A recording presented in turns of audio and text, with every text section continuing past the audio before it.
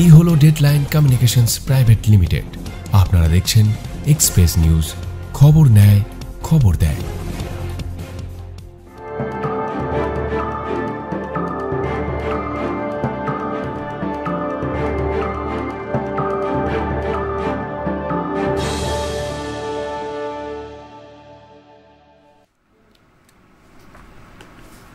নমস্কার, আপনারা দেখছেন এক্সপ্রেস অনলাইন আর আমি আপনাদের সঙ্গে সব্যসাচী। গতকাল আমরা এক্সপ্রেস অনলাইনে আমরা একটা আলোচনার মধ্যে রেখেছিলাম যে এই রাজ্যে বিরোধীদের ভবিষ্যৎ কী, এবং এটাও বলেছিলাম যে রাত পোয়ালে 4টি রাজ্যের 4টি জেলার মানে 4টি কেন্দ্রের আর কি, বিশেষ করে যে উপনির্বাচন হয়েছিল বিধানসভার উপর 2021 সালে যে বিধানসভা, সেই বিধানসভার নিরিখে যে উপনির্বাচন হয়েছিল সেই উপনির্বাচনের আজকে ফলাফল বেরিয়েছে, এবং এই ফলাফলই প্রমাণ করছে যে সত্যি করেই এই রাজ্যে বিরোধীদের আগামী দিনে যদি এইভাবেই চলতে থাকে তাহলে দূরবীন দিয়েও খুঁজে পাওয়া যাবে কিনা, এটা খুব সন্দেহ, একটা খুব প্রশ্নচিহ্নের জায়গায় দাঁড়িয়েছে। তার কারণ হচ্ছে যে বিরোধীদের মানে এই উপনির্বাচনগুলোতেও তাদের কোনো রকম কোনো ভূমিকা দেখা গেল না। এমন এমন প্রার্থী যারা ছিল বিরোধীদের, তারা যেন প্রথম থেকেই স্যারেন্ডার করে দিয়েছে, বা এই দলটা গোটাটাই স্যারেন্ডার করে দিয়েছে যে না, আর আমাদের কিছু হবে না। এবং এটা নিয়েও মানে এক কথা যদি বলি যে অন্তর্দ্বন্দ্বের যে জায়গাটা ভারতীয় জনতা দলের, তাতে বাংলায় একটা অন্তর্দ্বন্দ্বের খেলা কিন্তু শুরু হয়ে গেছে। ওই যে বলে না, ওই নবীন আর আদি, যারা আদি তারা নবীনদের নেতৃত্বটাকে মেনে নিতে পারছে না, আর যারা নবীন তারা আদিদের আধিপত্যকে মানতে রাজি হচ্ছে না। এই যে না মানার যে লড়াইটা চলছে, এই না মানার লড়াইয়ের মধ্যে থেকে দেখতে গিয়ে দেখা যাচ্ছে যে গোটা দলটায় একটা বড় প্রশ্নচিহ্নের জায়গায় দাঁড়িয়ে আছে বাংলাতে। শুধু বাংলা বললে ভুল হবে, দেশের অন্যান্য রাজ্যের যে কেন্দ্রগুলিতে উপনির্বাচন হয়েছে তাতেও কিন্তু বিজেপির অবস্থা যে খুব ভালো, বা মানে ভালো এক কথায় এটা বলা যাবে না। এবং আমাদের রাজ্যের শাসক দলের নেত্রী থেকে আরম্ভ করে যারা দায়িত্বে রয়েছেন, যারা এমপিরা রয়েছেন, তারাও মাঝে মাঝে একটা জায়গায় 29টা আসন নিয়ে কেন্দ্রের সরকার ফেলে দেবে এরকমও যেন তাদের একটা ধ্যান ধারণার মধ্যে রয়ে গেছে। আদৌ তারা কতটা সঠিক ভাবছেন বা কতটা স্বপ্ন দেখছেন এটাও একটা বলার মতন জায়গার মধ্যেই আছে। যাই হোক, এইরকম অনেকগুলো বিষয় কি আছে কি নেই এই নিয়ে আলোচনা করব, কিন্তু এই আলোচনায় আজকের আমার সঙ্গে বিশিষ্ট সাংবাদিক তমন্নাস পণ্ডিত। পণ্ডিতদা, তোমাকে স্বাগত। ধন্যবাদ। পণ্ডিতদা, যে বিষয়টা নিয়ে কথা বলছিলাম যে বাংলায় আমরা কালকেও আলোচনা করেছিলাম, এবং এটা যে কত মানে আমার মনে হয় এর কোনো শেষ নেই আর কি আলোচনা, যে বিরোধীরা এক এক সময় এমন এমন তাদের নজির দেখাচ্ছে। আমি যদি বলি নজিরের কথা, তাহলে কিন্তু মানে সত্যি করেই তাদের মানে আতশ কাচের তলায় ধরে দেখতে হবে যে এরা কোথায়। তার কারণ হচ্ছে এরাই একটা দিনে, আজ থেকে মানে যদি আমরা 2021 সালের কথা বলি, এরা 0 করে দেবো বলেছিল, এরা মনে করে এরা 200 পার করে দেবো বলেছিল। আমরা বিধানসভা লোকসভা নির্বাচনের সময় দেখেছিলাম যে তাদের যেভাবে হুম্বি তুম্বি ছিল, তাতে মনে হচ্ছিল যে রাজ্যের ক্ষমতাসীন দল বা তৃণমূল কংগ্রেস আদৌ তারা 6টা-7টা সিট পাবে কিনা এটাও সন্দেহের জায়গায় ছিল। কিন্তু এখন তাদের মুখে আর কোনো কথা নেই। এখন বিরোধী দলনেতা সে বিভিন্ন সময় বিভিন্ন হুঙ্কার ছেড়ে বেড়াচ্ছে, কিন্তু কাজের কাজ কি হচ্ছে সংগঠনের কথা কেউ বলছে না। রাজ্যের সংগঠনকে ঠিক করার জন্য নাকি কেন্দ্র থেকে লোক আসছে, এবং তার দায়িত্ব বিশেষ একজনাকে দেওয়া হয়েছে, যিনি এসে রাজ্যের সমস্ত যেসব তোমার সমস্যা হয়ে আছে আর কি দলের মধ্যে, সংগঠনের মধ্যে, তিনি সেসব ঠিক করবেন। কিন্তু আদৌ কি হবে, এটা একটা বড় প্রশ্ন। তোমার কি মনে হয়, দীর্ঘদিন ধরে সাংবাদিকতা করছো, এই ধরনের রাজনৈতিক পরিপ্রেক্ষিতে যে প্ল্যাটফর্মে রাজনীতি আজকে বিরোধীদের দাঁড়িয়ে আছে, সেটা কি এর আগে কখনো দেখেছো? না, প্রথমত হচ্ছে যে যে কথাটা তুমি বললে যে আদৌ আর বিরোধীরা, হ্যাঁ, আদৌ আর বিরোধীরা মাথা তুলে দাঁড়াতে পারবে কি না, আজকের আমার মনে হয় যে এটাই হবে লাখ টাকার প্রশ্ন। প্রথমত হচ্ছে যে দেশের অন্যান্য রাজ্যের কথা যদি পরে আসি, আমাদের রাজ্যের কথায় যদি আসি, সেখানে 2011 সালের পরিবর্তন এবং সেই পরিবর্তনের পরে মূলত মমতা বন্দ্যোপাধ্যায়ের নেতৃত্বে মুখ্যমন্ত্রিত্ব যেমন একদিকে, তেমনি দলের সুপ্রিমো হিসাবে দলকে সবসময়ে একটা লড়াইয়ের মুখে রাখা এবং দলের সমস্ত কর্মী নেতাদেরকে এবং মন্ত্রীসহ যারা পদাধিকারী আছেন সকলকে একটা শৃঙ্খলার মধ্যে বেঁধে রাখার চেষ্টা, এটা কিন্তু মমতা বন্দ্যোপাধ্যায়ের আজকের 12 বছরের শাসনের সবথেকে বড় প্লাস পয়েন্ট। মমতা বন্দ্যোপাধ্যায় কিন্তু মূলত দলের, যেহেতু তিনি সুপ্রিমো এবং দলে 1 থেকে 10 পর্যন্ত যা পদাধিকারী সব কিছু তিনি নিজে, এবং মূলত দলের যা কিছু কৌশলগত যা কিছু প্রয়োগ সব কিছু মমতা বন্দ্যোপাধ্যায়ের অঙ্গুলি হেলনেই হয়। আমরা গতকাল আইপ্যাকের কথা বলেছিলাম এবং সে প্রশান্ত কিশোর 2016 সালে যিনি একটা ম্যাজিক করাতে পেরেছিলেন, 21 এবং 2021 সালে একটা ম্যাজিক তিনি করাতে পেরেছিলেন এবং সেখানে প্রায় একটা মানে বড় ধরনের জয়কে তিনি শেষ পর্যন্ত একটা বড় ধরনের জয় তিনি জয়ের একটা রীতিমতো মানে অনেকটা পিছিয়ে থাকার পরেও একটা বড় ধরনের জয়কে তিনি ছিনিয়ে আনতে পেরেছিলেন তার কৌশলে। এটা একটা বড় তো সাফল্য তো বটেই। এবং তার পরবর্তী ক্ষেত্রে আমরা আইপ্যাককে দেখেছি, তারা এবং এখনও পর্যন্ত আইপ্যাক বিভিন্ন কৌশলের সঙ্গে বিভিন্ন কৌশল নিয়ে তারা কিন্তু এই দলের সঙ্গে আছেন এবং এখনও তারা দলের একটা রাজনৈতিক কৌশল নিয়েই তারা মূলত সেখানে কাজ করছেন। কিন্তু আমার যেটা বলার কথা সেটা হচ্ছে যে গতকালও আমরা যেটা বলেছিলাম যে রাজনীতি এমন একটা জিনিস যে সেটা কিন্তু ক্ষমতার অবশ্যই মানুষকে একটা ক্ষমতার স্তরে বেঁধে দেয়, কিন্তু সব কিছুর শেষ কথা হচ্ছে মানুষ। মানুষকে বাদ দিয়ে যে রাজনীতি, সেই রাজনীতি কিন্তু কখনোই কিন্তু দীর্ঘস্থায়ী হতে পারে না এবং সাধারণ মানুষের কাছে সেটা গ্রহণযোগ্য হতে পারে না। আমাদের মূলত এই রাজ্যের মানুষ, তারা 34 বছরের বাম শাসনকে তারা পরিত্যাগ করেছে এবং 34 বছরে বামেরা তারা একদম কিছু করেনি এই কথাটা বলা ভুল। অনেক কিছুর আজকের যে নতুন নতুন কিছু হচ্ছে তার স্থপতি কিন্তু তারা কাজটাকে সম্পূর্ণ করতে পারেনি, নানা কারণে সম্পূর্ণ করতে পারেনি। কিন্তু বামেদের যে দলের মধ্যে যে এক শ্রেণীর বলা যায়, খুব সরাসরি বলা যায় যে বাম দলের মধ্যে তারা মুখে শৃঙ্খলার কথা বললেও দলের কিন্তু এক শ্রেণীর নেতা নেত্রী তারা কিন্তু দলের বিরুদ্ধে কাজ করেছেন, করে যাচ্ছেন। এবং পরবর্তী ক্ষেত্রেও আমরা দেখেছি যে বামেরা তারা কিন্তু সুসংবদ্ধ দল হিসাবে লোকের কাছে হলেও তারা কিন্তু সেখানে কিন্তু তাদের নীতির এতটাই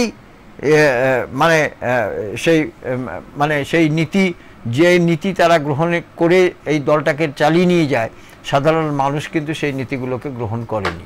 ফলে তাদের কিন্তু সাধারণ মানুষের কাছে কিন্তু গ্রহণযোগ্যতা বলে এখনো পর্যন্ত কিছু নেই। এবং সরাসরি বলা যায় যে তখনও কিন্তু খুব যে গ্রহণযোগ্যতা ছিল সেটা নয়। কারণ হচ্ছে যে তখন যেটা সুবিধে ছিল বামেদের পক্ষে, সেটা হচ্ছে যে এই রাজ্যে কিন্তু তখন বামেদের বিরোধী দল বলতে প্রায় কিছুই ছিল না। কংগ্রেস যেটা ছিল সেটা একেবারে ক্ষয়িষ্ণু কংগ্রেস ছিল, সেখানে ক্ষমতা কিছু ছিল না কংগ্রেসের, আর তৃণমূল কংগ্রেসের তখন জন্ম হয়নি। ফলে এবারে তৃণমূল কংগ্রেসের জন্মের যখন মুখ্যমন্ত্রী, আজকের মুখ্যমন্ত্রী এবং মমতা বন্দ্যোপাধ্যায় যখন তৃণমূল কংগ্রেসের থেকে বেরিয়ে এসে তৃণমূল কংগ্রেস গঠন করলেন একদম এইটার পরে কিন্তু, এই গঠন করার পরে কিন্তু মূলত তিনি কিন্তু নিজের হাতে কিন্তু এই রাজ্যের রাজনীতিটাকে বেঁধে নিলেন। ফলে এবং তার মূল কারণটা হচ্ছে যে এই রাজ্যের যারা তৃণমূল স্তরের মানুষ এবং যারা মূলত সংখ্যালঘু মানুষ, তাদের যে মূলত আবেগ, সেন্টিমেন্ট, সংস্কৃতি, এগুলোকে কিন্তু উনি খুব ভালোভাবে বুঝতে পারলেন। ফলে তিনি, তার পক্ষে কিন্তু এই রাজনীতি করাটা খুব সুবিধে হয়েছে যে যাদের, এবং তিনি এটা একেবারে নিশ্চিতভাবে স্থির করে ফেলেছিলেন যে তিনি কিন্তু মূলত যারা এই রাজ্যের মানে একেবারে যেটা বলা যায় যে বঞ্চিত শ্রেণী এবং বিপিএল তালিকার নিচে এবং একেবারেই বলা যায় যে বহু বছর ধরে তারা নির্যাতিত হয়ে আসছে বিভিন্নভাবে রাজনৈতিকভাবে, তাদের কিন্তু একটা অর্থনৈতিক পরিকাঠামোর ওপরে দাঁড় করানোর কিন্তু বারবার চেষ্টা করেছেন তিনি। এবং ফলে তিনি 25 থেকে 26টি কিন্তু জনমোহিনী যে নীতি, যে অনেকগুলো প্রকল্প কিন্তু তিনি গ্রহণ করেছেন, যেগুলো কিন্তু সাধারণ মানুষ গ্রহণ করেছে। এবং আরেকটা কথা যে এই যে দুয়ারে সরকার, সাধারণ মানুষকে, প্রশাসন সাধারণ মানুষের কাছে চলে যাবে সরাসরি, এবং সাধারণ মানুষ তাদের অভাব অভিযোগের কথা, তাদের প্রয়োজনের কথা, চাহিদার কথা, সেটা এই দুয়ারে সরকারে এসে বলতে পারবে, কোনো অভিযোগ থাকলে অভিযোগ জানাতে পারবে। এটা সাধারণ মানুষের কাছে খুব গ্রহণযোগ্য ব্যাপার হয়ে গেছে। আরেকটা কথা যে দুয়ারে রেশন ইত্যাদি, এই যে কতগুলো সাধারণ মানুষকে সুবিধে করে দেওয়া, এগুলো কিন্তু সাধারণ মানুষ গ্রহণ করেছে এবং এটা যথার্থ অর্থে কিন্তু মানুষের কাজ। ফলে সাধারণ মানুষ গ্রহণ করেছে, এটাকে অস্বীকার করার কোনো জায়গা নেই। তার কারণ হচ্ছে সাধারণ মানুষ যে গ্রহণ করেছে এবং সাধারণ মানুষ যে মমতা বন্দ্যোপাধ্যায় এবং তার দলকে যে বারবার ক্ষমতায় ফিরিয়ে আনতে পারছে বা পেরেছে বা পারার জন্য তারা একেবারে কোনো কিছু চিন্তাভাবনা না করে তাকেই ভোট দিয়েছে, তার মূল কারণটা বোঝা যায় যে এখানে বহু এই রাজ্যে দুর্নীতির অভিযোগ উঠলেও কার্যক্ষেত্রে দেখা গেছে যে সেই দুর্নীতির অভিযোগ কিন্তু কোথাও টেকেনি। তারা কিন্তু সাধারণ মানুষের দুর্নীতি অভিযোগকে কোনো গুরুত্ব দেয়নি। তুমি একটা জিনিস পণ্ডিতা দেখো, সেটা হচ্ছে যে এই যে আজকে ধরো নির্বাচনের যে রেজাল্ট বেরোলো, 4টে উপনির্বাচন, তার মধ্যে যদি আমরা বলি বাগদা, রায়গঞ্জ, তোমার দক্ষিণ রানাঘাট দক্ষিণ এবং মানিকতলা, তুমি দেখো এই 4টে কেন্দ্রই কিন্তু বিজেপির কাছ থেকে, মানে যদিও মানিকতলাটা সাধন পাণ্ডে ছেড়ে যাওয়া, সেখানে তৃণমূলেরই তিনি ছিলেন, মন্ত্রী ছিলেন।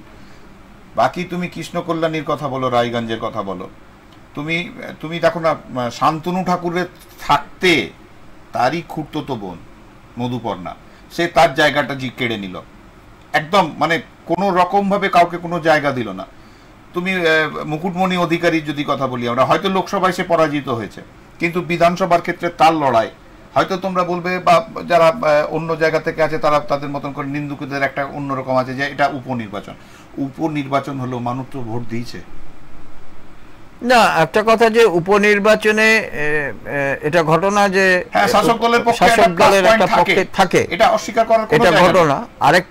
আরেকটা কথা যে কিন্তু পাশাপাশি যে লোকসভা নির্বাচনে কিন্তু একমাত্র মানিকতলা ছাড়া এই 3টি বিধানসভা কেন্দ্রে কিন্তু তারা এগিয়ে ছিল বিজেপি। ফলে তাদের পক্ষে এই পরাজয়টা অত্যন্ত দুর্ভাগ্যজনক তো নিশ্চয়ই, এবং তাদের আগামী দিনে তারা এই পরাজয়টাকে কতটা মেকআপ করে তারা ফের সংগঠিত হতে পারবে, এটাও কিন্তু খুব বড় প্রশ্ন। তুমি দেখো না, আমি যদি কল্যাণচবের কথাতে আসি, কল্যাণচবে এই নিয়ে হ্যাট্রিক করলো হারার, এই প্রসঙ্গগুলো আমরা একটু পরে আলোচনায় আসছি, কারণ হচ্ছে যে আমরা যেটাই বলছি, যে কথাটা তুমি বলছিলে, যে গতকাল আমরা যে কথাটা বলেছিলাম যে এই প্রার্থী নির্বাচন নিয়ে মানে তাদের এই দলের নীতিটা কি, এটা নিয়ে কিন্তু রীতিমতো গবেষণার বিষয় হয়ে দাঁড়িয়েছে। এই উপনির্বাচনেও আমরা দেখেছি যে প্রার্থী তারা মানে উপনির্বাচনে লড়াইয়ের জন্য তারা যে প্রার্থী তারা দিয়েছে, সেই প্রার্থীদের বিরুদ্ধে কিন্তু দলের বহু নেতাকর্মীদের কিন্তু ক্ষোভ রয়েছে, এবং প্রত্যেকটা জায়গাতেই এই প্রার্থীদের নিয়ে কিন্তু এক একটা অন্তর্দ্বন্দ্ব আমরা দেখেছি। অথচ সেখানে কিন্তু প্রার্থী দেওয়া হচ্ছে, এবং এর আমরা দেখেছি যে বাঁকুড়াতে লোকসভা নির্বাচনে সেখানে সুভাষ সরকারের বিরুদ্ধে সেখানে কিন্তু তার দলের বহু নেতাকর্মী দীর্ঘদিন ধরে কিন্তু বিক্ষোভ করে আসছিলেন, এবং সেখানে রীতিমতো তারা মানে সুভাষ সরকারের বিরুদ্ধে তার যে কাজকর্ম তার বিরুদ্ধে কিন্তু তারা প্রতিবাদ জানাচ্ছিলেন, কিন্তু দল সেটাকে গুরুত্ব না দিয়ে সেই সুভাষ সরকারকেই কিন্তু আবার প্রার্থী করলো, এবং সেটা ফলাফল যেটা হওয়ার সেটাই হয়েছে। এবং একইভাবে আমি নির্দিষ্টভাবে এই 4টি আসনের কথা আলোচনা করা, আমার মনে হয় যে এখানে আর নতুন করে আলোচনা করা একেবারে অনর্থক আলোচনা হবে এর মধ্যে, কারণ এটা অত্যন্ত মানে যেটা প্রত্যাশিত ছিল, যে ফল হয়েছে সেই ফল অত্যন্ত প্রত্যাশিত, কিন্তু এই প্রত্যেকটা ফলই কিন্তু রেকর্ড ভোট। এবং সবথেকে বড় কথা যে মতুয়া যে কেন্দ্র, সেখানে যার কথা তুমি বললে যে শান্তনু ঠাকুরের মধুপর্ণা ঠাকুর তার আত্মীয়, সে কিন্তু রেকর্ড ভোটে জিতেছে। আমি এবারে যে কথাটা খুব স্পষ্ট করে বলতে চাই, আমি সেই কথাটা হচ্ছে যে বিজেপি অর্থাৎ ভারতীয় জনতা পার্টি, তারা কিন্তু এবারে তাদের সিএএ, এই যে ক্ষমতায় আসার পরে সিএএ বলে তারা যে একটা আইন লাগু করার চেষ্টা করেছিল বা সেটা পাসও হয়েছে, সেটা জোর করে চাপিয়ে দেওয়ার ফলাফল কিন্তু তারা হাতে হাতে পেল, এবং লোকসভা নির্বাচনেও পেয়েছে, এই নির্বাচনেও পেল। শান্তনু ঠাকুরের জয়টা সেটা যে মতুয়াদের জয়, মতুয়াদের একটা অংশ শান্তনু ঠাকুরকে তারা জিতিয়েছেন, কিন্তু মতুয়াদের খুব একটা বড় অংশ কিন্তু শান্তনু ঠাকুরের বিরোধিতাও করেছে। যে কোনো কারণে হোক শান্তনু ঠাকুর জিতে গেছেন, ওনার জেতার কথা নয়, কিন্তু রাজনীতিতে অনেক কিছু হয়, তিনি হয়েছেন। মতুয়াদের যেভাবে ব্যবহার করার চেষ্টা করেছে ভারতীয় জনতা পার্টি, সেখানে কিন্তু তারা কিন্তু তার উচিত শিক্ষাটা পেল, কারণ মতুয়া ভোট তারা নেওয়ার পরেও মতুয়াদের জন্য তারা যে অনেক কিছু করে ফেলেছে এটাও নয়, কিন্তু মূলত যে প্রতিশ্রুতি দেওয়া হয়েছিল সে প্রতিশ্রুতি কোনোভাবেই পালন করা হয়নি। উল্টে এই যে সিএ এর যে ভয় দেখানো, এই ভয়টা কিন্তু প্রত্যেকের মনে কিন্তু একেবারে কিন্তু বদ্ধমূল হয়ে বসে আছে, এবং একই সঙ্গে যারা সংখ্যালঘু শ্রেণী তাদের মধ্যেও কিন্তু সিএএ কিন্তু একটা খুব বড় কিন্তু প্রভাব ফেলেছে, ফলে তারা কিন্তু ধরে নিয়েছে, এবং সেখানে কিন্তু প্রত্যেকটা প্রচারে কিন্তু তৃণমূল নেতা নেত্রী তারা কিন্তু সংখ্যালঘু এলাকাতে গিয়ে তারা কিন্তু এটা বলেছিলেন যে যদি তোমরা বিজেপি ক্ষমতায় আসে তোমাদের কিন্তু এখান থেকে এই দেশ ছাড়া হতে হবে, এবং সেটা কিন্তু তারা কিন্তু বিশ্বাস করেছেন, এবং বিশ্বাস করার অনেক কারণও আছে। ফলে কারণ এই সিএ যে আইন, এইটা তারা পাস করার ফলে তারা কিন্তু যথেষ্ট কিন্তু এই নিয়ে ভীত সন্ত্রস্ত ছিলেন, এবং ফলে মমতা ব্যানার্জিকে তারা কিন্তু একটা নিশ্চিত আশ্রয় হিসাবে কিন্তু গ্রহণ করে নিয়েছেন। ফলে কিন্তু অত্যন্ত সহজ কিন্তু মমতা ব্যানার্জির এই যে জয়গুলো, তার পেছনে একদিকে যেমন মতুয়া, অন্যদিকে যারা সংখ্যালঘু শ্রেণী। কিন্তু আজকে বিজেপির দুর্ভাগ্যের কারণ কেউ নির্বাচনে কেউ হারতে পারেন, কেউ জিততে পারেন, কিন্তু মতুয়া কেন্দ্রগুলিতে বিজেপি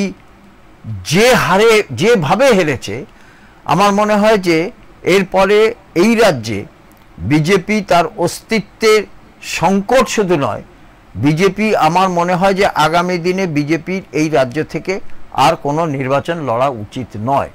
কারণ বিজেপি, আমরা বারবার দেখেছি যে বিজেপি কিন্তু তারা তাদের নিয়ম নীতি দেশপ্রেম ইত্যাদি কি আছে সেটা নিয়ে আমার কিছু বলার নেই, কিন্তু আমার যেটা মূলত বলার যে এই রাজ্যের মানুষ, বিশেষ করে বাঙালিরা, তাদের যে সংস্কৃতি, তাদের যে সভ্যতা, তাদের যে কালচার, সেটা কিন্তু শুধুমাত্র কিন্তু হিন্দুত্ব এবং শুধুমাত্র কিন্তু রাম মন্দির, শুধুমাত্র দেবদেবী ইত্যাদির উপরে নির্ভর করে না। কারণ হিন্দুরা তারা কিন্তু অত্যন্ত বিকশিত মানুষ, তাদের মানসিকতার মধ্যে কিন্তু বিজ্ঞান ভিত্তিক চিন্তাধারা থাকে এবং তারা খুব ব্রড মাইন্ডেড, অনেক ব্রড মাইন্ডেড, এবং তাদেরকে কিন্তু তারা অন্যান্য রাজ্যের মানুষ শুধু নয়, এই রাজ্যের যারা অন্যান্য সম্প্রদায় আছে প্রত্যেকটা সম্প্রদায়ের সঙ্গে মিলেমিশে থাকতে তারা পছন্দ করে, এবং এটাই হয়ে এসছে, এটাই আমাদের রাজ্যের কিন্তু সব একটা রীতিমতো বৈশিষ্ট্য, এটাকে যেটাকে বলে ট্র্যাডিশন। এবং এই ট্র্যাডিশনে কিন্তু আমরা যারা বিভিন্ন স্কুল কলেজে আমাদের যারা বন্ধুবান্ধব ছিল, তাদের মধ্যে অনেক সংখ্যালঘু বন্ধুবান্ধব ছিল, তাদের সঙ্গে আমাদের কোনো বিরোধ হয়নি, এবং পরবর্তী ক্ষেত্রে কর্মক্ষেত্রে বহু সংখ্যালঘু আমাদের বন্ধুবান্ধব হয়েছে, পরিচিত লোক হয়েছে, তাদের সঙ্গে কোথাও আমাদের কোনো বিরোধ হয়নি। কিন্তু এটা ঘটনা যে হিন্দুত্ব একটা শুধুমাত্র হিন্দুত্বকে খুঁটির মতো করে নিয়ে কোনো নির্বাচনকে বৈতরণী প্রেরণার চেষ্টা করা, সেটা কিন্তু এই রাজ্যের মানুষ কিন্তু মেনে নেবে না। এটা ঘটনা যে সাম্প্রদায়িক রাজনীতির কিছুটা হলেও বিজেপি যেভাবে সেটা ব্যবহার করার চেষ্টা করেছিল, সেই চেষ্টাটা কিন্তু সাধারণ মানুষ গ্রহণ করেনি। তাই বলে আমি এটা বলছি না যে এই রাজ্যের প্রশাসন বা এই রাজ্যের প্রত্যেকটা মন্ত্রী, প্রত্যেকটা নেতা তারা অত্যন্ত তারা প্রত্যেকেই সৎ বা তারা সুষ্ঠুভাবে প্রশাসন চলেছে, এটা নয়। কিন্তু কি সাধারণ মানুষ তাদেরকে গ্রহণ করেছে, তার কারণ যে এই যে এত দুর্নীতির অভিযোগ, এত দুর্নীতি, যা এখনো প্রচুর মামলা এখনো হাইকোর্টে রয়েছে, এবং একটা আমরা বিগত 10-12 বছর ধরে আমরা শুধু দেখছি যে লোয়ার কোর্ট থেকে হাইকোর্ট, হাইকোর্ট থেকে সুপ্রিম কোর্ট, পরপর শুধু প্রত্যেকটা ক্ষেত্রে কিন্তু এই মামলা চলছেই। ফলে কখনো রাজ্য সরকারের পক্ষে, কখনো বিরোধী দলের পক্ষে। কিন্তু এটা ঘটনা যে এই রাজ্যে যে কিছু কিছু দুর্নীতি হয়েছে, এটা কিন্তু একেবারে প্রতিষ্ঠিত, এটা নিয়ে কোনো দ্বিমত নেই। কিন্তু সাধারণ মানুষ কিন্তু যারা দুর্নীতি করেছে তাদের সঙ্গে আছে কি নেই সেটা অন্য প্রসঙ্গ, কিন্তু তারা যে মমতা বন্দ্যোপাধ্যায়ের সঙ্গে আছে তাতে কোনো সন্দেহ নেই, এবং বারবার নির্বাচনে এটা প্রমাণিত হয়েছে। এক সময় আমরা দেখেছি এখান থেকে বাইরে থেকে বিজেপি নেতারা এসে, তখন মুকুল রায় তৃণমূলের একটা অন্যতম স্তম্ভ ছিলেন, যে ভাগ মুকুল ভাগ, এই ধরনের তারা প্রচার করতেন। কিন্তু আমাদের এই রাজ্যের প্রচারটা তো ভাগ মুকুল ভাগ বা ভাগ অমুক ভাগ, এইটা আমাদের প্রচারের মানে অঙ্গ নয়, বা এটা আমাদের প্রচারের মধ্যে এই ধরনের যে পরিভাষা তারা ব্যবহার করেছেন, এটা আমাদের মধ্যে, আমাদের সংস্কৃতির মধ্যে এটা পড়ে না। ফলে যেটা হওয়ার তাই হয়েছে, সেটাতে কোনো কাজ হয়নি। সুতরাং আমাদের এটা ঘটনা যে বেশ কিছু তৃণমূল নেতা বা মন্ত্রী তারা এক সময়ে দল ছেড়ে কোনো কারণে অসন্তোষ, কোনো অসন্তোষে বা অক্সিজেনের অভাবে, হয়তো অক্সিজেনের অভাবে বা অনেক কিছুর অভাবে তারা দল ছেড়ে তারা বিজেপিতে মানে নাম লিখিয়েছিলেন, শুধু নামটাই লিখিয়েছিলেন, তারপরেই আবার তারা ঘুরে ঘুরে সব সেখানে চলে এসেছেন। কিন্তু এটাও ঘটনা যে আমি এটা আজকে 77টা যে আসন তারা পেয়েছিল, সেটাও কিন্তু একটা বিরোধী দলের পক্ষে একটা খুব বড় কৃতিত্ব। অন্তত এই রাজ্যে মমতা বন্দ্যোপাধ্যায়ের যে প্রশাসন, সেই প্রশাসনকে বা মমতা বন্দ্যোপাধ্যায়ের যে রাজনৈতিক কৌশল, তাকে প্রতিহত করে 77টা আসন পাওয়া, সেটা একটা বিরাট, মানে এই রাজ্যে অন্তত এর আগে কখনো ঘটেনি। যেমন হঠাৎ করে 18টি লোকসভা আসন পাওয়া, এটাও যেমন একটা খুব বড় চমক ছিল, তেমনি 77টা আসন পাওয়াও একটা বড় চমক ছিল। কিন্তু সেই 77টা আসন থেকে আজকে যেটা গিয়ে দাঁড়ালো, সেটা কমতে কমতে কমতে কমতে গিয়ে আরও 4টি আসন কমে গেল, কমতে কমতে গিয়ে একেবারে 60-65তে গিয়ে দাঁড়ালো। পরবর্তীতে ক্ষেত্রে কি দাঁড়াবে সেটা এখনও বোঝা যাচ্ছে না। কারণ বিরোধীরা যে এই রাজ্যে যে তারা যে সংগঠিত নয়, এবং বিরোধীরা যে তারা তাদের দলের যে নীতি বা দলের যে বিভিন্ন ধরনের তারা দলের মধ্যে যে অন্তর্দ্বন্দ্ব, তাকে এটা ঘটনা তার জিনিস পণ্ডিত দা, সেটা হচ্ছে যে বিরোধীদের মুখ আমরা দেখেছি যে তুমি যখন কথা বলছো যে 2019 সালের যে লোকসভা নির্বাচন তাতে 18টা লোকসভা সিট পাওয়া, বা 2021 সালের যে বিধানসভা নির্বাচন সেই বিধানসভা নির্বাচনে 77টা সিট পাওয়া, সেই সময় রাজ্য বিজেপির দায়িত্বে এমন একজন দায়িত্বের লোক ছিল যে যিনি গোটা বিষয়টাকে নিয়ে সংগঠিত একটা পরিস্থিতি তৈরি করেছিলেন।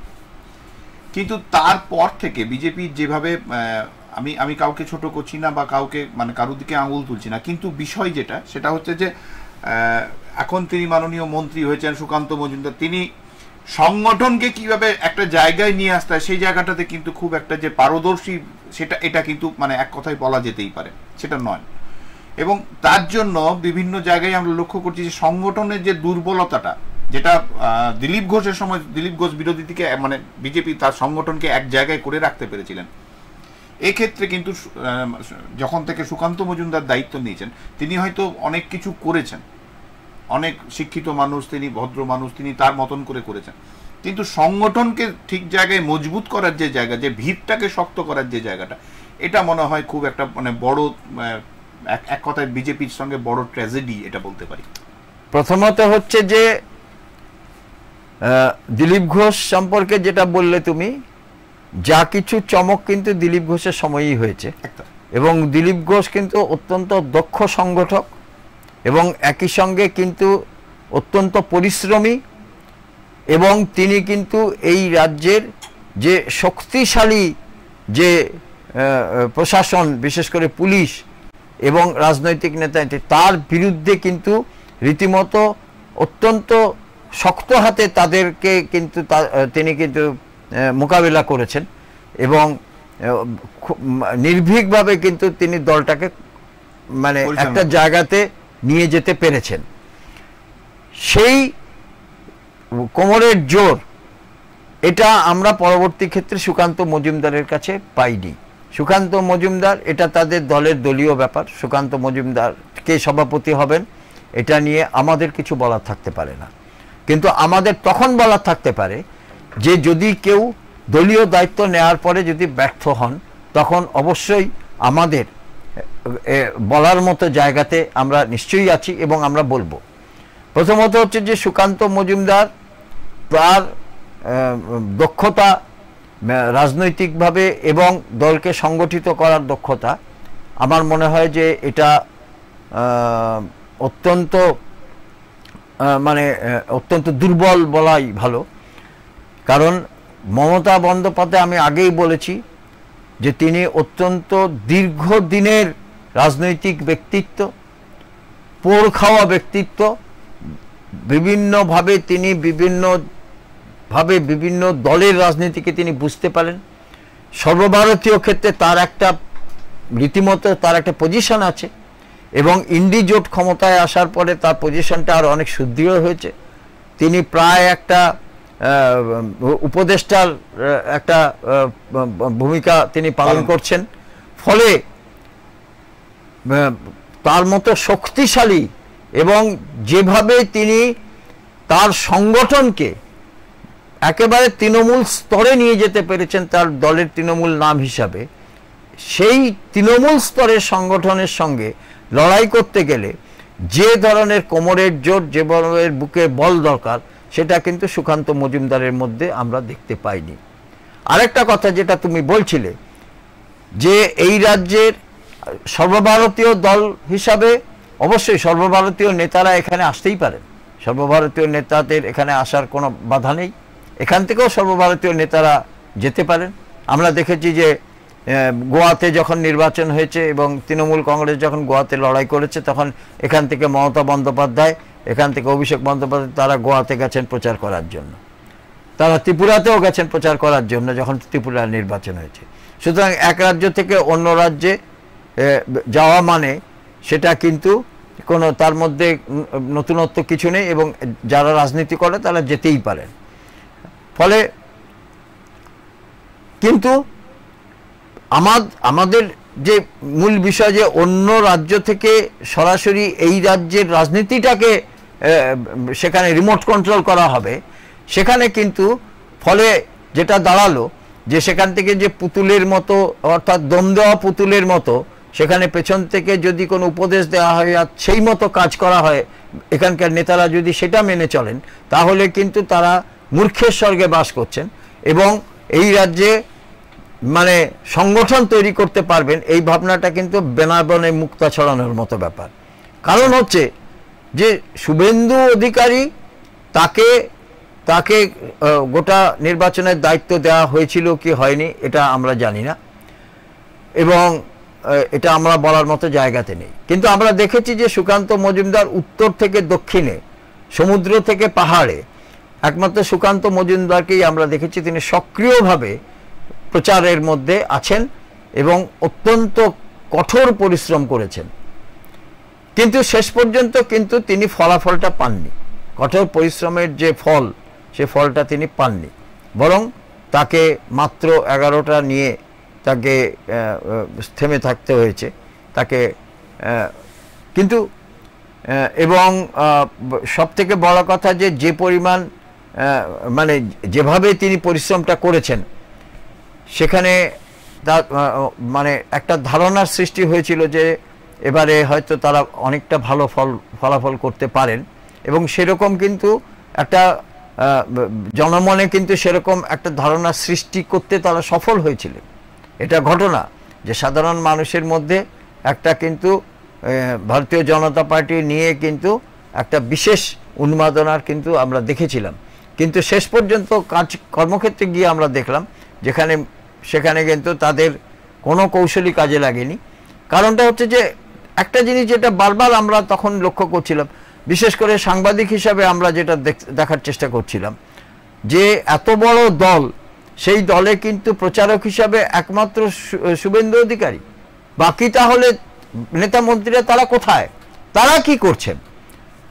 রাজ্য সভাপতি হিসাবে সুকান্ত মজুমদার তিনি অনেক জায়গায় গেছেন প্রচারে, কিন্তু তার প্রচারকেও ছাপিয়ে গেছে শুভেন্দু অধিকারীর প্রচার, এবং তিনি অত্যন্ত ড্যাশি, অত্যন্ত মানে মানে একেবারে উদ্ধত ভাবে কথাবার্তা তার যা ছিল, তিনি কিন্তু সেটা চেষ্টা করেছেন একটা প্রচার করার, কিন্তু শেষ পর্যন্ত কিন্তু এই যে ফলাফলের যে বিপর্যয়, এই বিপর্যয়ের ভারও কিন্তু তাকেই নিতে হয়েছে। তার কারণটা হচ্ছে যে যেহেতু তিনি মূলত প্রচারের প্রথম থেকে শেষ পর্যন্ত তিনিই ছিলেন সব জায়গাতে, ফলে বিপর্যয় তো তাকে তো সেটা তার দায়টা তো তাকে নিতেই হবে, এবং তিনি নিয়েছেন। কিন্তু শুধু শুভেন্দু অধিকারীকে এটা নিয়ে আমার মনে হয় যে শুধু তিনি দায়টা বহন করবেন, এটা আমার মনে হয় যে তার প্রতি এটা একটা খুব আমার মানে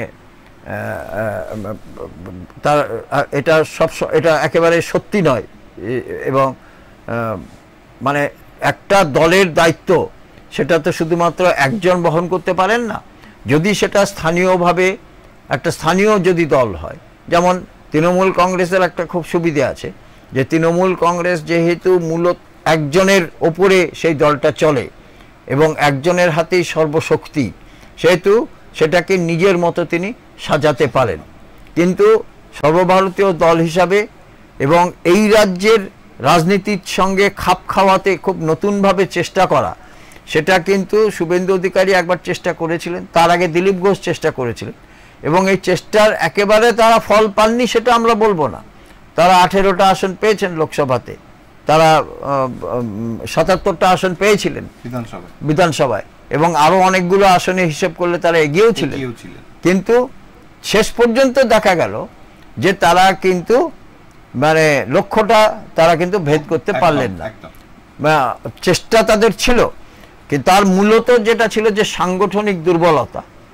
শুধুমাত্র আমরা যে প্রচুর ভিড় হচ্ছে এক জায়গাতে, একেবারে মানুষ উপচে পড়েছে, সেইটা কিন্তু কোনো নির্বাচনের জয়ের ক্রাইটেরিয়া হতে পারে না। এটা তো আমরা নয়, বিজেপির কথা আমরা এতক্ষণ ধরে বলছি। বিজেপি আজকে যদি আমরা বলি, তাই পশ্চিমবঙ্গে যদি সব থেকে শক্তিশালী বিরোধী যদি কারা হয়ে থাকে তাহলে বিজেপি, এটাকে অস্বীকার করার কোনো জায়গা নেই।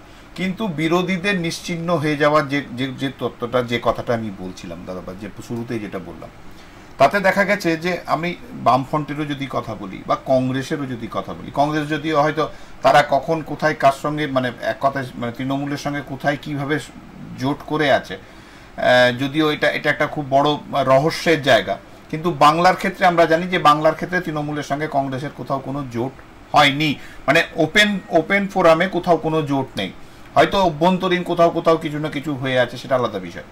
কিন্তু যদি সেই জায়গা থেকে হয় তাহলে কংগ্রেস এবং সিপিএম এবং কংগ্রেস ওপেন ফোরামেই বলো বা অভ্যন্তরীণ বলো, তারা একটা জোট করে রেখেছে। কিন্তু সেই জোটের হারও একদম প্রায় যে খুব বেশি উচ্ছ্বাস আর জায়গা তৈরি করবে সেরকম কিন্তু নেই।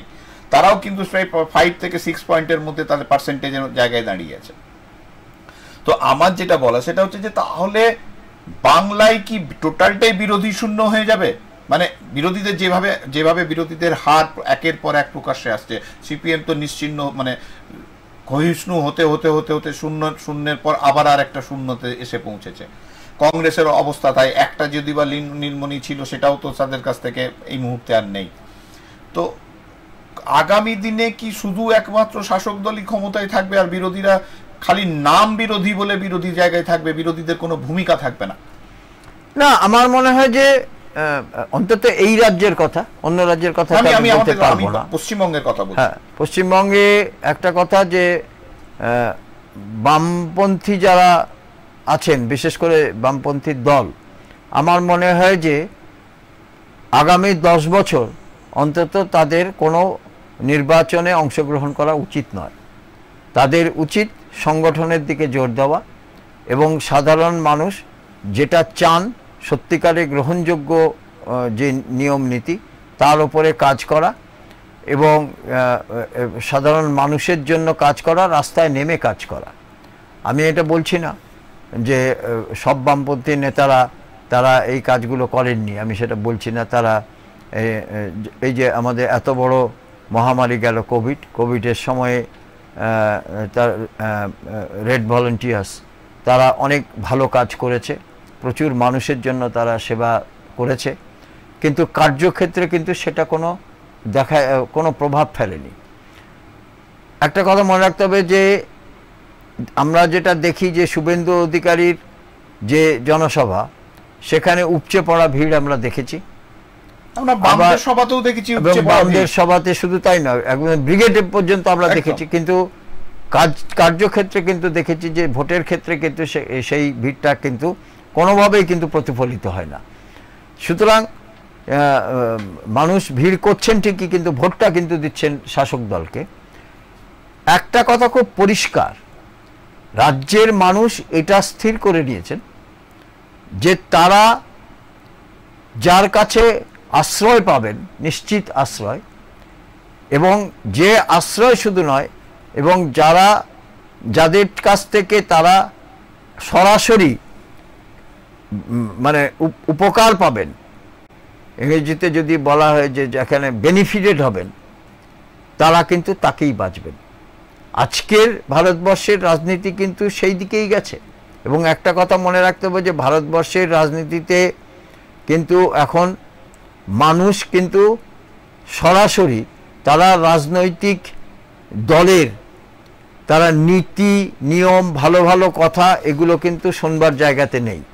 তাদের পরিষ্কার কথা, আমাকে কিভাবে তুমি নিশ্চিত জায়গাতে রাখছো এবং আমার জন্য তুমি কি করছো, হ্যাঁ, এবং তুমি আমাকে কি দিচ্ছ, তার বদলে আমি তোমাকে ভোটটা দেব। এটা হচ্ছে পরিষ্কার কথা। এবং একটা কথা মনে রাখতে হবে, এখন যেহেতু ডিজিটাল সমস্ত প্রচার থেকে আরম্ভ করে সোশ্যাল মিডিয়া থেকে আরম্ভ করে এখন সব প্রযুক্তিগত অনেক উন্নয়ন ঘটেছে, ফলে এবং নতুন প্রজন্ম তারা কিন্তু রাজনৈতিক কচকচি যেগুলো আছে সেগুলোর কিন্তু তারা ধারে কাছে নেই। তারা একটা সরাসরি বোঝে যে তাদেরকে ভোটটা দিতে হবে এবং ভোটটা তারা তাকেই দেবে যাদের কাছ থেকে তারা কিছু পাবে। আজকে সেটাই কিন্তু দাঁড়িয়েছে, একদম সরাসরি বলা ভালো এটাই দাঁড়িয়েছে। আজকে ক্লাবগুলোকে যে অনুদান দেওয়া হয়েছে তার কিন্তু তারা তার খুবই পরিষ্কার যে তারা কিন্তু তার প্রতিদানটা কিন্তু দিচ্ছে। আজকে যে যাদের জন্য ল্যাপটপ দেওয়া হয়েছে, যাদের মোবাইল দেওয়া হচ্ছে, যাদের মোটরসাইকেলের লোন দেওয়া হবে, তারা কিন্তু সরাসরি কিন্তু তার প্রতিদানটা কিন্তু তারা দিচ্ছে। আজকে শেষ পর্যন্ত এই রাজ্যে বিজেপিকে বলতে হচ্ছে যে আমরা অন্নপূর্ণা ভান্ডার করলে ৩,০০০ টাকা করে দেব, কিন্তু সাধারণ মানুষ তারা সেটাও সেই প্রচারটাও কিন্তু ঠিকঠাক করে বলতে পারছে না। এবং কুচবিহারের এক মহিলা নেত্রী তিনি তার প্রচারে গিয়ে বললেন যে আমরা ক্ষমতায় এলে এই লক্ষ্মীর ভান্ডার টান্ডার সব বন্ধ করে দেবো। হয়তো তিনি বলতে চেয়েছিলেন যে লক্ষ্মীর ভান্ডার বন্ধ করে আমরা অন্নপূর্ণা ভান্ডার চালু করব, কিন্তু সেই কথাটা আর তিনি বলতে পারেননি। তার আগেই কিন্তু সেটা প্রচারের মাধ্যম হয়ে গেছে এবং সেখানে কিন্তু শাসক দল ভালোভাবে ক্যাচ করেছে। এবং এটাও ঠিক, যে জন্য তারা বারবার বলতেছে যে বিজেপি ক্ষমতায় এলে কিন্তু লক্ষ্মীর ভান্ডার বন্ধ হয়ে যাবে। যে আজকে লক্ষ্মীর ভান্ডার যে একটা খুব বড় যে একটা তাদের জয়ের পেছনে কাজ করেছে, তাতে তো নতুন করে কিছু বলার নেই। এবং আজকে উড়িষ্যাতেও কিন্তু আমরা দেখেছি, সেখানেও কিন্তু যে প্রতিশ্রুতি দেওয়া হয়েছিল সেটা শুরু হয়েছে এবং সেটার জন্যই তারা ক্ষমতায় এসেছে। কর্ণাটকে আমরা দেখেছি কংগ্রেস প্রচুর প্রতিশ্রুতি, শুধু লক্ষ্মীর ভান্ডার নয়, সেখানে মহিলাদের বাসে ফ্রি করা, সেখানে বিদ্যুৎ ফ্রি করা। দিল্লিতে আমরা দেখেছি সেখানে বিদ্যুতের বিল 200 ইউনিট পর্যন্ত বিদ্যুতের বিল ফ্রি করা, মেয়েদের বাসে ফ্রি টিকিট, বাসে উঠলে ফ্রি করে দেওয়া। এগুলো কিন্তু মানুষ এখন সরাসরি এগুলো কে কত দেবে, অর্থাৎ সরাসরি যে যত দেবে আমরা তার সঙ্গে আছি। আমরা কিন্তু ফ্রিতে কিন্তু এবার আর ভোট দেওয়ার মুডে নেই। এটাকে কিন্তু মানুষ কিন্তু সরাসরি কিন্তু এই পরিস্থিতিতে এসে পৌঁছেছে। আর এই রাজ্যে মূলত দিল্লি থেকে অর্থাৎ বিজেপির হেডকোয়ার্টার থেকে এই রাজ্যে দায়িত্বপ্রাপ্ত কিছু নেতা তারা সেখানে বারবার টুইট করে কিছু মন্তব্য করবেন, কিছু ছবি ছাড়বেন বাজারে, সেটাতে কিন্তু সাধারণ মানুষ কোনোভাবেই প্রভাবিত নয়। হয়তো শহরের কিছু মানুষ যারা টিভি দেখেন, যারা খবরের কাগজ পড়েন, হয়তো তাদেরকে কিছু প্রভাব ফেলতে পারে, কিন্তু বাকি কিন্তু কোনোটাই প্রভাব ফেলে না। এবং সবথেকে বড় কথা, আমি বারবার যে কথাটা বলতে চাইছি, যে পশ্চিমবঙ্গে এটা অস্বীকার করার কোনো জায়গা নেই যে পশ্চিমবঙ্গে এক শ্রেণীর মানুষের মধ্যে প্রচুর দুর্নীতি হয়েছে, তোলাবাজি হয়েছে। মুখ্যমন্ত্রী নিজে বলেছেন যে তোলাবাজি হয়েছে, কেউ যদি তোলাবাজি করে থাকে টাকা ফেরত দিয়ে দাও বলেছেন। কান ধরে উঠবস করতে হয়েছে, আমফানের টাকা নিয়ে সেখানে নয়ছয় হয়েছে, আবাস যোজনার টাকা নিয়ে নয়ছয় হয়েছে, এটাও মুখ্যমন্ত্রী স্বীকার করেছেন।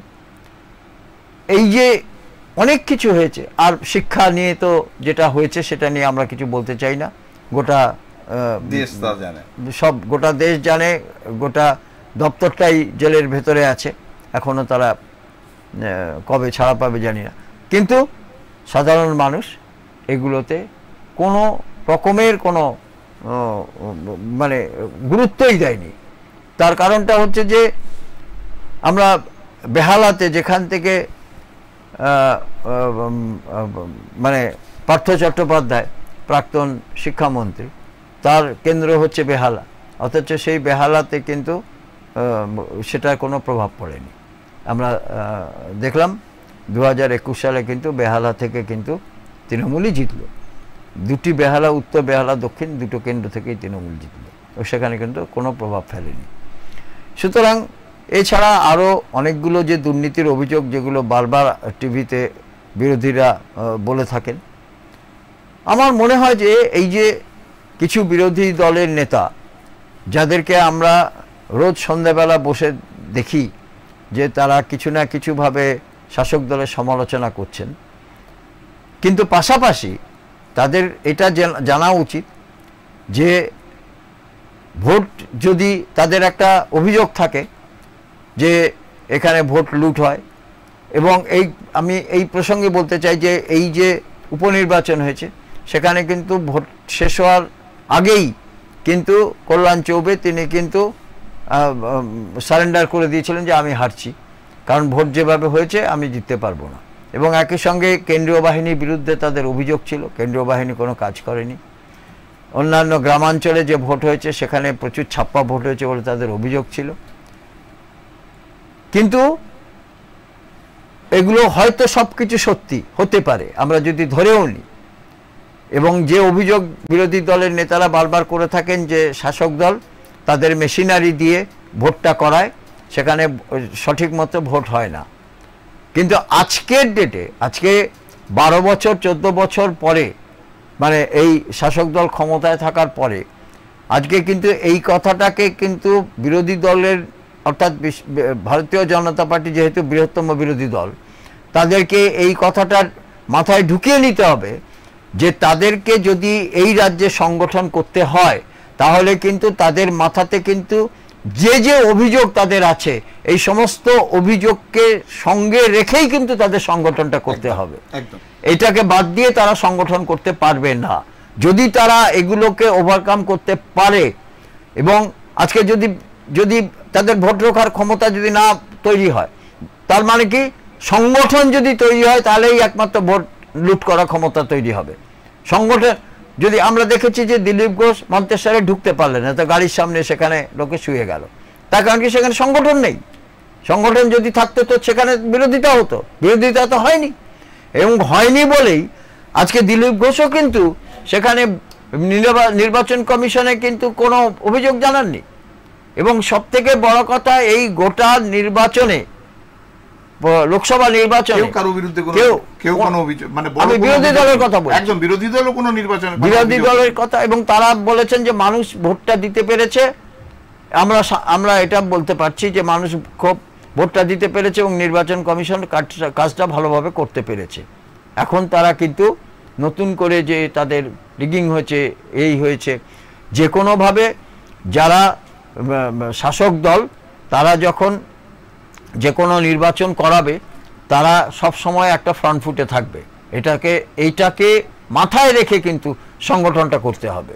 তুমি এটা তুমি খুব একদম সঠিক জায়গা থেকে সঠিক কথা বলছো যে এই যে পরিস্থিতি আছে সেই পরিস্থিতিকে ওয়েলকাম করে পরেই তোমাকে এগোতে হবে, কারণ এই ধরনের প্রতিকূলতা বলো, বাধার যে জায়গাগুলো আছে সেগুলো থাকবে, কারণ শাসক দল ক্ষমতায় আছে, তারা সবসময়তে চাইবে যে কেউ আমার সামনে মাথা উঁচু করে না দাঁড়াক, মানে বিরোধীদের যে জায়গাটা সেটাকে আটকানোর সব সময় সব রকম ভাবে চেষ্টা করবে শাসক দল, এবং এটা তা করছে। এবং সেই জায়গাটাকে মানে যেখানে এই যে তুমি যেটা বললে যে কোনো ঝড়কে তো জয় করতে হবে, না একদম রাজনৈতিক, এবং সেটাও রাজনৈতিক ভাবে, যেটাই নজরুল যেটা বলছেন যে দুর্গমগিরি কান্তার মরু দুস্তর পারাবার, এই দুস্তর পারাবারকে লঙ্ঘন করতে পারলে তবেই সে কিন্তু সঠিক নাবিক দিশা দেবে। একদম কিন্তু এই দিশা আদৌ বিরোধীরা দিতে পারবে কি না, বা আদৌ তাদের মধ্যে সেই যোগ্য লোক যে দিশা দেখাবে, বা এই যে সামনের যে ঝঞ্ঝার রয়েছে সেইখান থেকে তাদেরকে পার করতে পারবে, এটাই এখন দেখার। এবং এটাই এখন যে আগামী দিনে এই নেতৃত্বকে কে দেবে, এবং হয়তো খুব তাড়াতাড়ি কেন্দ্রের যে যারা দায়িত্বে আছে তারাও হয়তো রাজ্যে আসছে এবং নতুন করে চিন্তা ভাবনা করছে রাজ্যে সংগঠনকে তৈরি করার জন্য, কিন্তু আদৌ বিরোধীদের কে দিশা দেখাবে এটাই এখন দেখার। তো এই দেখতে গিয়ে সময়, কিন্তু যে আলোচনা করছি তাতে সময় আমাদের শেষ হয়ে গেছে। আবার আগামীকাল দেখা যাবে অন্য কোনো বিষয় নিয়ে আপনাদের সঙ্গে আলোচনা করার জন্য। ততক্ষণের জন্য নমস্কার।